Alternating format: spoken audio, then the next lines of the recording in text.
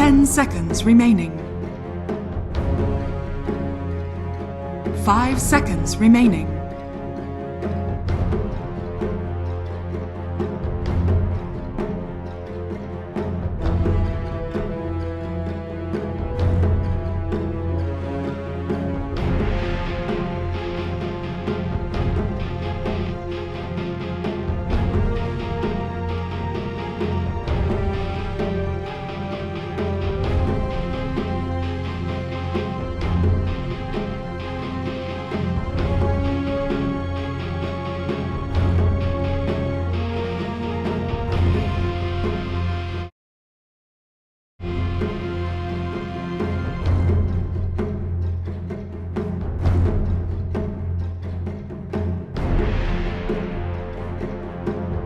OG's turn to pick.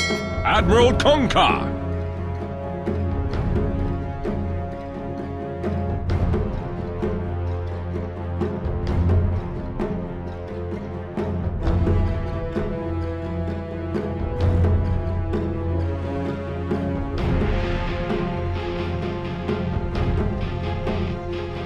Ten seconds remaining. 5 seconds remaining.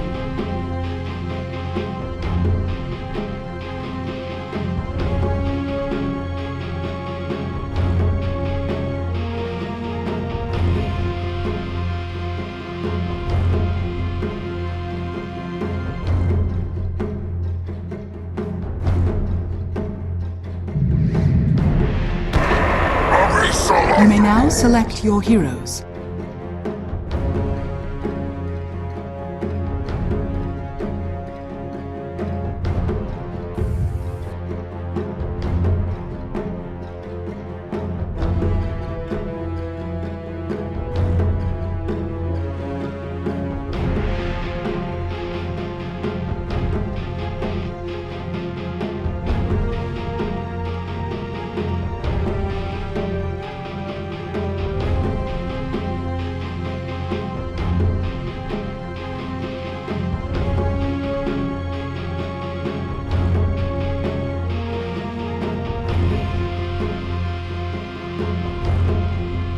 Seconds remaining. 5 seconds remaining.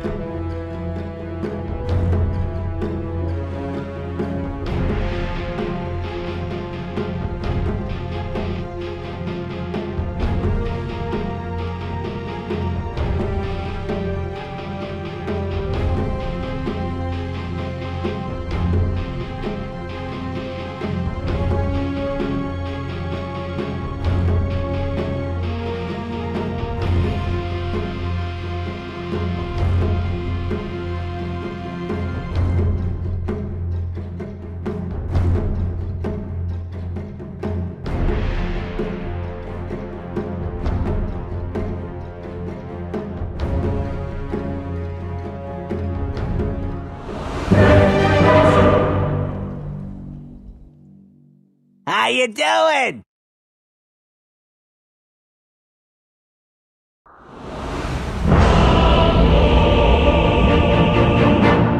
Thank you, Shiva. Yes, we're getting a Meepo. Once again, Fogged. It worked for them the other day. And I'll be honest, I've got to agree with Kevin here. I think it's going to work pretty nicely for them here. This OG lineup, can it really deal with the Meepo? For battle. I mean, it's weird. It's definitely different. I'm curious to see what their kind of approach is. If like they want to just play, try to play super fast around something, like just teleport around Sumail, trying to set up with kills with Soxa, like triple onto this Meepo and just try to kill him over and over again. But I've seen Topson when he's played this Venge, he doesn't skill stun. He goes like 0-4-4. Oh, okay. And he did that, I believe, at TI a couple times too. Maybe he'll get like a point or something of it here or there because he has an Earthshaker to rotate. But yeah, I mean, I'm curious to see how they're gonna do it because it does look like a pretty. It looks like a very very confident Nigma draft. Like they have the Ember Coddle, they have their Chen Meepo, and then they have a Kunkka to boot on top of it to add even more aggression and more defenses for that Meepo. So yeah, we'll see how we'll see how they can try to dismantle, because it just looks strange from them. But that's typical OG looking like a strange lineup. I mean, true, because I imagine the majority of people are watching being like, what the hell is OG going to do with this lineup? And then while OG's going to get the chance to show us, we'll see what they are able to do with this draft against what seems to be a very solid Meepo lineup from Nigma.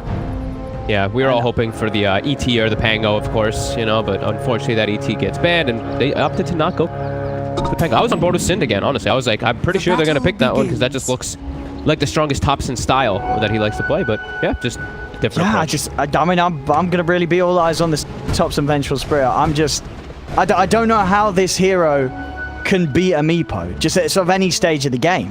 Yeah. Like what is the strength? I mean, I guess you can at least save yourself. You know, if you're getting gone on and surrounded by the Meepo, you swap one of your poor teammates in and say, good luck, buddy. And you get to walk away. But it's... Well, we'll see. As I said, OG has surprised us before in ways that we could never have believed to occur. Maybe they'll do it here. Yeah, maybe. I mean... As they did look super hot in game one. Obviously, things were very different with regards to the draft, but their play was very clean in game one. Yep. You won't miss it. I'm just curious. I'm really curious to see what their actual like strategy is for this one, like what the idea of it is, because this looks real difficult once that Meepo if Meepo gets online. Like they just like Earthshaker and Underlord, fantastic, but Venge does not contribute a whole lot of anything unless maybe like you swap the Meepo into a bad position, I guess. But you swap one Meepo in, and then the rest of the Meepos come pooping in, and they're like, "Thank you for the free initiation." Exactly. I just feel like it's gonna be tough. Courier top. Oh, Zaxa, he's got it. There we go. Courier to start things off for OG. I love that Earthshaker taunt as well. Rides on top of his totem. Oh, fish on the 2, but they don't really have any damage. Just offering up a few right clicks. Mind Control and Kuro are going to be more than fine. Very strong lane. Kunkka already as tanky as he is, and then with the aura and the headdress from Kuro, constant HP regen. Mind Control is going to be kept very healthy in that top lane. Yeah, I'd be surprised if I see anybody really die up top. Maybe Kuroki if he gets trapped in some like horrible positioning here or something like that, but yeah, top should be pretty passive farm. Bottom is definitely a pretty strong lane. I like this lane actually quite a bit here for OG. Okay. Bane is the king of lanes, and then Underlord is actually super good versus Ember. You have such a good base damage, such a good animation, and Ember he's pretty squishy. Only 3 armor early on. You get hit really hard mid. Well, as you try and make a go on Weehab, coming in there, blocking him off with the Fisher, but he's able to make the moves round. As CS-wise, he's continuing to have the edge against Topson on the first few waves. Zaxa, he's stalking this courier. Look at him. He puts the ward down. He sees it. Oh, it's beautiful. Amaterasu, goodbye. All right. See you later. A couple of couriers in the first couple of minutes. Zaxa finding a nice little bit of a cash bonus for OG across the map, and he's pretty low. The Fisher not going to catch him on the right side though, so Mind Control is able to put the Fairy Fire and walk off. Saxon not quite able to find the angle for the block there. All right, lanes though, look at this. The lanes are at the moment for OG, they are quite solid. Mid, Venge is coming out pretty even at the moment. He's doing that build that I was talking about, just having his 0-2-2 at the moment. And yeah, top, they're last hitting great. And I already mentioned that bottom lane, Underlord is definitely going to have a fantastic time versus a Coddle Ember. Yeah, the CS is smashing it. 15-7 on mid one compared to this 5-1 on Miracle. Yeah, and this I actually see, you know, that other game he went for that Atos build, and it wasn't like he was versus a high mobility hero or anything like that. It was just an Atos. This game, the Atos is definitely awesome. Versus Ember Spirit, it's always going to be good. No tail? Gonna try and go. Anytime they step forward, everyone's got the 2 points in the Firestorm. You just lay that down and it pushes Nigma back. And he's got his... Okay, I thought that was a Soul Ring being delivered. Not quite yet. Meepo now will start to capitalize on the fact that he's a Meepo, so he'll outfarm Topson significantly. Because this is going to be the thing. How do they slow down the Meepo this game? Who's going to be able to start getting in the face of Meepo before he, you know, it's going to poof back over to mids. They do have the Fisher block, but obviously, yeah, he just doesn't care about the right picks right now. He's got great early game stats, 2 Wraith Bands, that 9 armor.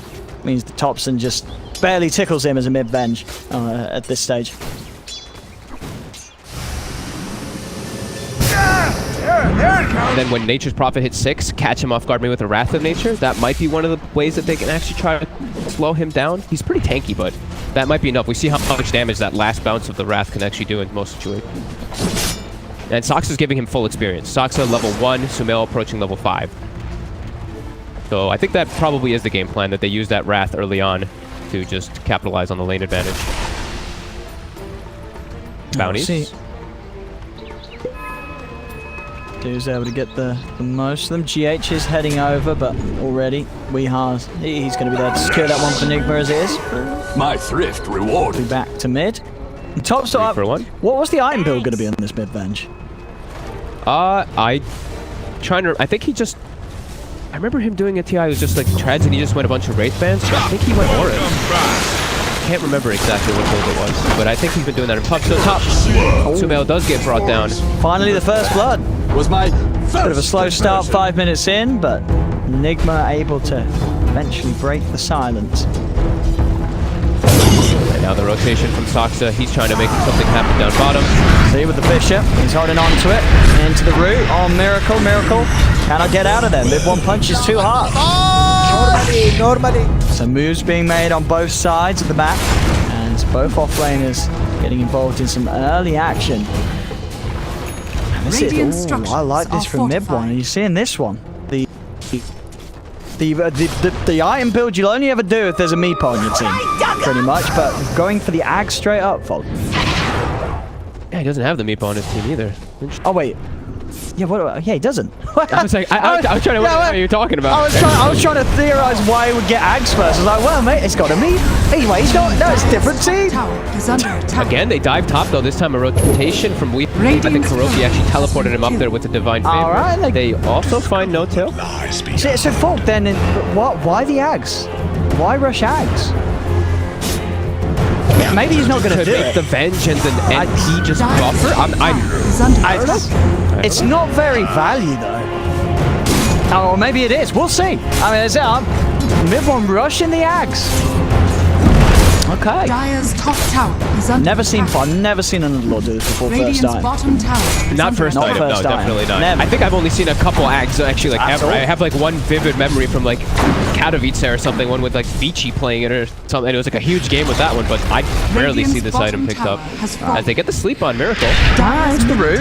is under attack. See if they've got enough damage. He's able to step his way out before the second proc of the Pit of Malice is there. He's still got the Sleight of Fist to play around with. No-Tail trying to dive for him. Not enough damage to kill him off. Those two kills that they got on massive. He just now hit level 6. He's gonna pop the Wrath. He wants Miracle. He can do. No-Tail as well. Going for this area. Keep control of the warding. Radiant's middle tower is under attack. Those two moves that they made to shut down Sumail were actually pretty significant, because that slow level 6 now coming out on that NP does reduce a bit of that aggression that OG probably wanted to have. I'm seeing Thompson actually matching the farm of Meepo, by the way, still with this build. The 0, he actually went the 1 point stun, but 0-4-3, and he's actually just going for Manta, looks like. He wants to be a right clicker. So he wants to benefit off that Aghanim's Underlord. Yeah, it's a very interesting concept.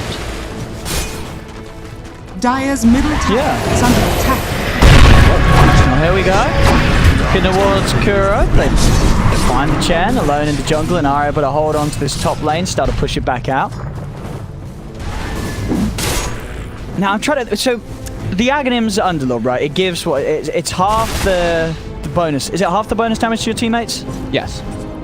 Now, maybe, I don't know if this works because some of the things don't. If they're in a fight and they kill the Meepo and there's what, 4 Meepos around, is he gonna temporarily get 4 times the bonus damage from a hero dying, and then obviously giving half of that to his team in the fight? Or does it not work like that with Meepo? Do you only get it as counting as 1 hero dying?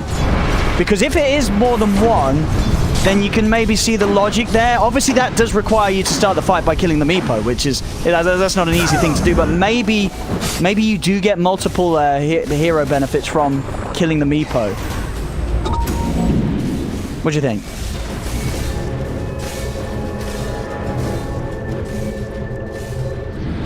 Because I think about 100%. Actually, I'm like 90% sure it's just the one. Because there's some spells like Undying Decay, it will only ever give you the strength from one of them. I'm pretty sure it's just. I'm like 90% sure it's just the one. I think unless it's. I mean, you never know. I've never seen anyone try it before, so we'll find out. But as I say, yeah. Oh yeah, give it. What are you doing? Giving it a test or? Radiant's middle tower is under attack. All right, so that's not it. That's not the reason why it's rusting out. I'm trying to find the reason. Yeah, I was pretty sure. Like, there's no way he just gets like +2 damage when they kill him, you know. I mean, you never know. So that makes sense. I can guarantee you there was a patch in the past where you probably did get a benefit for every meepo dying. Maybe it works. Maybe it's a feature. I mean, maybe we'll see. I mean, that would be classic OG, wouldn't it, to find something like that? Yeah. Shuro getting ran down. Miracle also responding. They got the magic missile onto mind control. One stepping over, but the chains holds back Thompson. The mind control is able to run away. Obviously, once this all goes down, but we're 10 minutes in, 7-3, even on the net worth. Even outpost trade, and it looks like what is that? Even bounties as well. Yeah, 2 for 2 bounties. So very even early game at the moment. Saksa now trying to find some time to build a farm. Weehaw doesn't want to let this Earthshaker get a Blink Dagger. They have to keep the aggression up to not let Saksa get this, because they do have that hero in particular versus that Meepo, which could be pretty devastating. Yeah, off the mark, yeah, with that initial Earthbind. Saksa just gives it the straight old walk in a straight line, and Weehaw won't be able to catch him.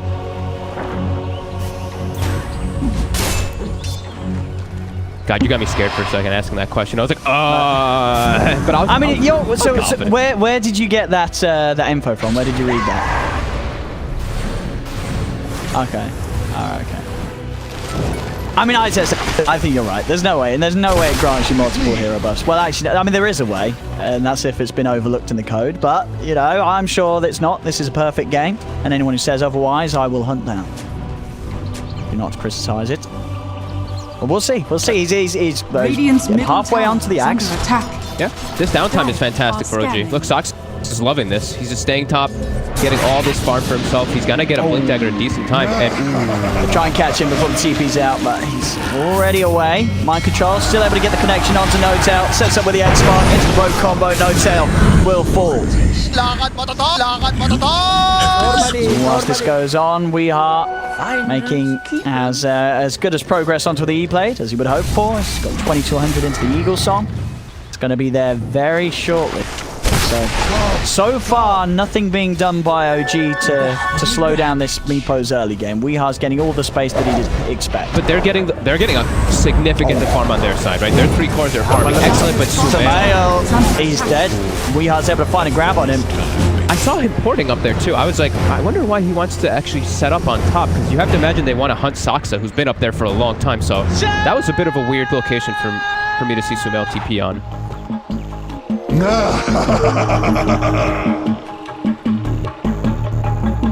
Mild pause here. I mean, what else do we have coming out from OG's lineup in terms of answers? I mean, after Thompson's done with the Manta, is it just going to be sort of a very sort of standard, you know, all general build of like Manta, BKB, and then into some sort of right-click item, do you think? Or has I would got something imagine else in mind? You need, I would imagine he needs the BKB, right? Like yeah, Meepo and Ember, they're gonna collapse on him. Kunkka's gonna throw his boat on him. He needs to get a BKB, and then afterwards, I mean, he could go. Maybe he just goes for something like straight butterfly, like straight damage, because Meepo can't itemize to really deal with that too well. It's just he can just hold his ground with an Underlord aura. Maybe, I'm not sure. It's interesting. Like I said, the game plan from OG, they definitely have something in mind that they want to be able to address this. And right now, it's not looking too bad. It's only like we said, only 1K lead. Oh, dude. For Nigma. But they're gonna start ramping up soon. Do you think I've got time to DC and test the Underlord thing in a demo mode? I could test it. Here. Nah, they're calling G. I won't do it. We'll find out. I said we're gonna find out. Mid1's gonna have the Ags. He's gonna have the Ags soon. It's just 1500 off having the Aghanims. We'll see how much this investment does do. Obviously, one thing to note.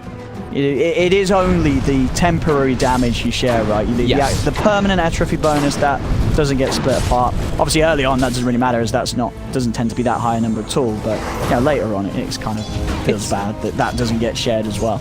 It's still kind of a weird one though, right? Like you don't really ever get to the point where it's like, I have plus 200 permanent damage. I'm sharing this to my team. So it's like, it's, you know, sometimes you have like plus 30 and it's like, middle what tower does is plus under 15 attack. really change in comparison? But whatever. Yeah, I mean, as I say, OG obviously feeling the strength of it. Because I think a lot of other people look at this game and say, all right, you want someone like farming an aura, right? Getting a pipe or a crimson against a Meepo could be very nice, but no one's going to be doing that on OG. Yeah. Unable to get the chains on him there. He's getting close. Dire's top But the tower Fioras is for under attack. Nigma, you know, they're already starting to come out. Kuro's got his mech. So already, as long as he's around, even if Saxa is able to make the jump onto the Meepos, Kuro's very likely between the mech Hand of God, able to offset a good amount of that damage and allow Weehart to turn and get himself back up to good health with the ransack. Yeah, these next few moments are going to be the big one for Nigma. If they can get a successful team fight, they can really snowball out of control here. Let's see what they try to set up for here with this mech and with this E-Blade finished.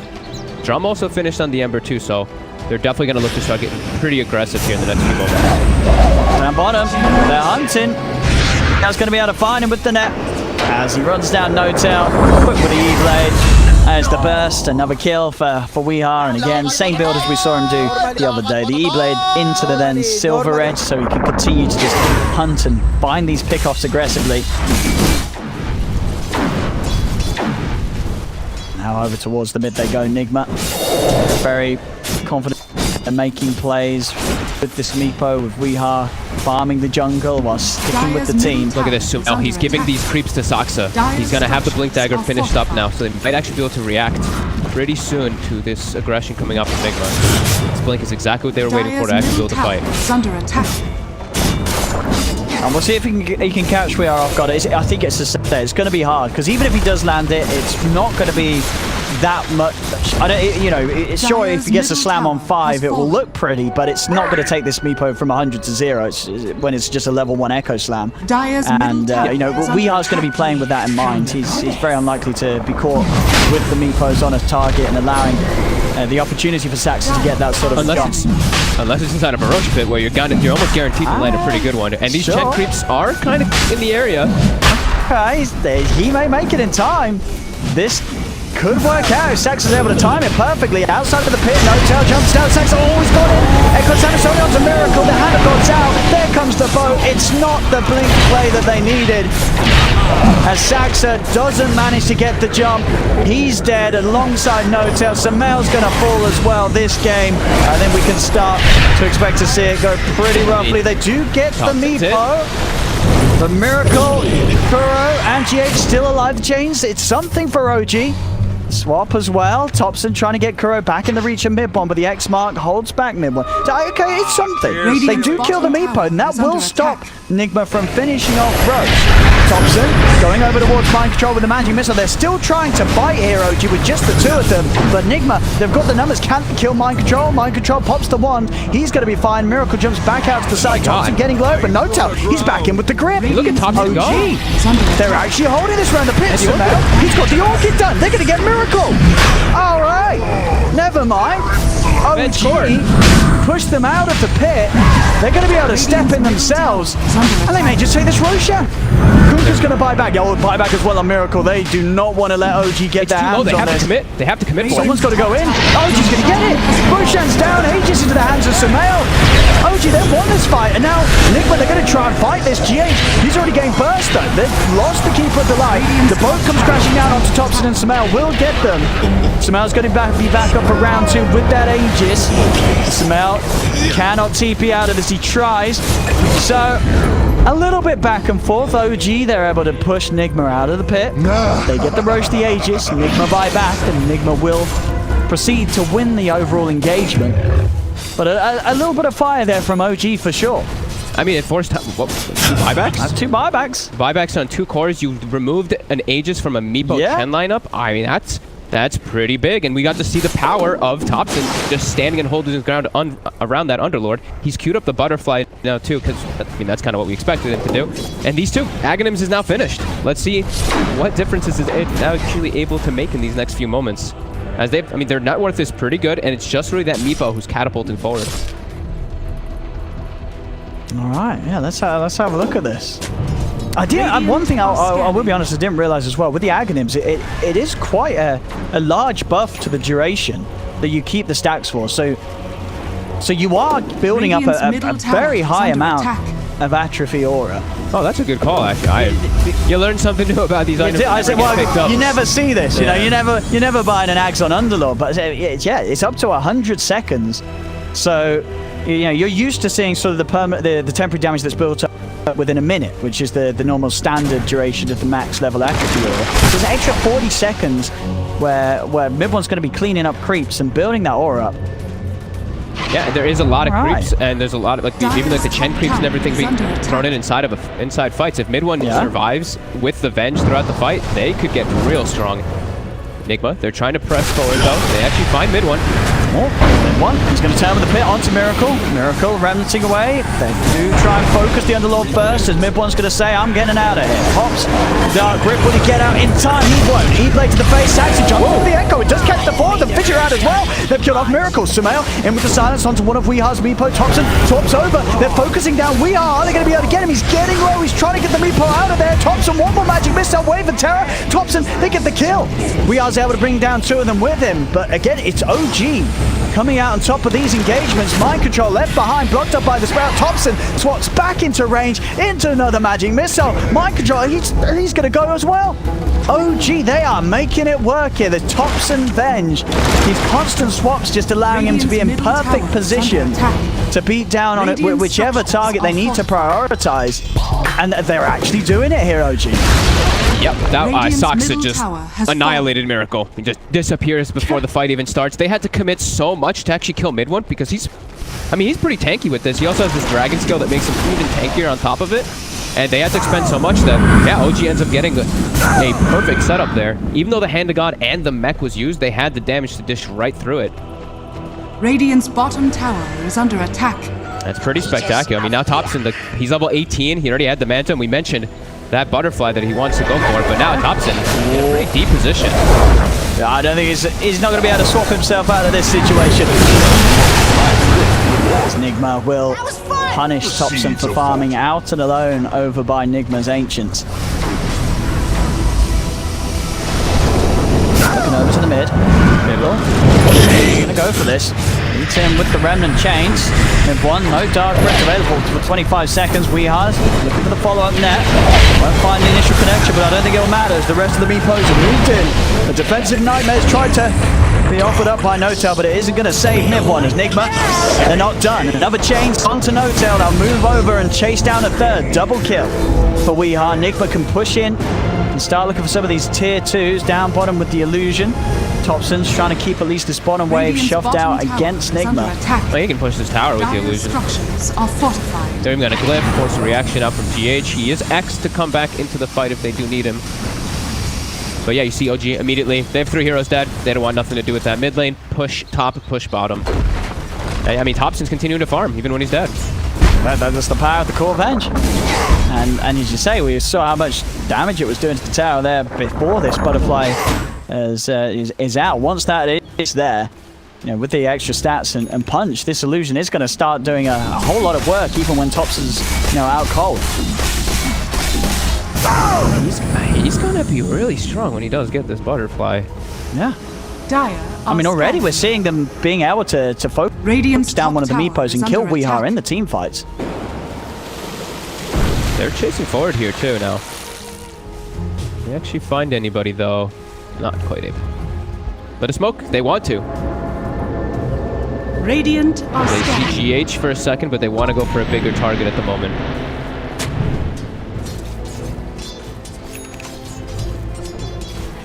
They can find Weehar has the Silver Edge complete. They know that ward is there. They see it with the sentry. They're bypassing it.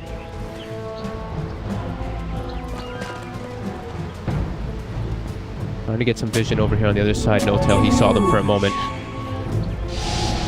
Now I've got another question for you, Fogged. If Weehar breaks the Underlord, I would imagine it would remove the bonus entirely from the whole team, right, whilst he's broken. Like it should. Well, whether it does, it should. It should, but if it does, we don't know. It's a passive. Yeah, it should though. Yeah. Well, here we go. Thompson. The high ground. He's stepping in. They've got the setup. There's the root, holding him into the boat. Ooh, sleep. Will-O-Wisp, Weeha's trying to lead in. Thompson swaps out No-Tail to the side. The Will-O-Wisp continues to pull him in. Smell pots the BKB, focuses down. The Ignis Spartans will be able to take it out. Turns with the Sprout. Kuro into the Fiend's Group. They've got the control onto this Chen. Chen will go down. Mind Control is trying to come in from the side as well as Weeha, looking to take down the support first. He's onto No-Tail. Change on the side. Miracle holds back both Saxa and Mid-1. Mid-1 throwing out the Firestorm. Getting a bit low as Mid-1 steps in. They'll be able to get the kill. And now, what more can they get? GH has been chased by Mid-1 and Saxa. Over they go. They'll get another. Again, OG, they're winning these team fights. And Saxa echo slammed the floor, by the way, during that fight, and they were still able to successfully do so. He got hit by a blinding light, I believe, in the back lines when he was trying to blink in an echo onto the end. Radiant structures. I'm looking. I think he's getting the bonus from each of the meepos, right? Look what he's got. He got 205 right now. What happened? No. He would No have way, way can't. more. He would have way more damage than that. Okay. I think it shouldn't be giving all the meepos. So. Oh, gee, they're getting more kills. Chasing forward. Now Kuroki too. It stepped outside of the base. That was the second time now too. And Kuroki in the first fight, he's the majority of their sustain. And because of that Fiend's Grip, there was no Hand of God. There was no mech. They were able to just focus fire these targets. This strategy is starting to really work out for OG. And regardless of where he's getting the damage from it is a lot of damage. Now he's walking around with 240. That's plus 120 for everyone on the team. Yeah, this Venge and this Nature's Prophet are hitting incredibly hard, and they're picking up bigger items to make themselves even do more damage. I believe Butterfly is finished. I think that's full AC for Sumail too, in a second. Oh no, sorry, it's just a Hyperstone. I was going to say full AC, oh my god. Yeah, that done already. But just the Hyperstone, but yeah, that's all they need is just some attack speed to benefit, and now they have Vlad's as well. Oh, it's coming together. It is. It really is. This whole strat, OG style. You know, Aghanim's first on the Underlord, and they're punching there. They're able to beat down the Meepo and the rest of Nigma's team pretty easily in these 5v5s. Over they go. They have found themselves Kuro. Let's see if they can get more. Jump over. Miracle. They have to grab with the Fiend's Grip. That's Miracle dead and gone for 50. Oh my god, they're really starting to take over. That is a 4K lead. And this is a lead that's growing at an incredible rate. And look at them pushing it. Look at the damage right now on this Underlord. Thompson's hitting for almost 400 damage. No, they're all getting plus, like, basically plus 100 damage. Plus 100 damage to the whole squad. Jump forward, Saxon. Oh, he's even poking here, trying to see if he can get a catch. They will turn on him with the X-Mark combo. Mind Control steps forward. I'm going to try and have a fight here, but the Sprout's out. Silas as well, Mind Control. He's just dying. He's got to get saved. He would be forced out and will live. Now, they do have the root control onto Saxa, giving them the vision. Oh, we hit him off. We are. He's being punched. We'll get the E-Blade to save himself. Everyone's still trying to step forward. Turns around with the pit. He's caught Meepo in it. We are. He cannot run. He's trying to escape, but the silence is out, and Meepo will fall. As this game, they've done it. They're doing it. They are absolutely doing it. It's an 8K lead for OG. Look at Thompson's damage versus Miracle's dead again! I mean, everyone's just got so much right-click because of this Aghanim. Plus 150 at the moment on it. And now we have that's game. It is. It's GG. It's a series over. Mid-1 and his Aghanims. Never before seen, honestly. I said never ever seen an Underlord rush an Ags.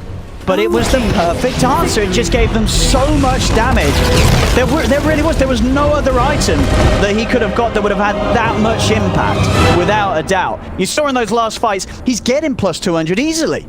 On the trophy, or I did see as well to confirm it definitely did only give one bonus from the Meepo. Okay. But it didn't matter because he's still getting so much. He's getting 200. Everybody on his team is getting plus 100 damage.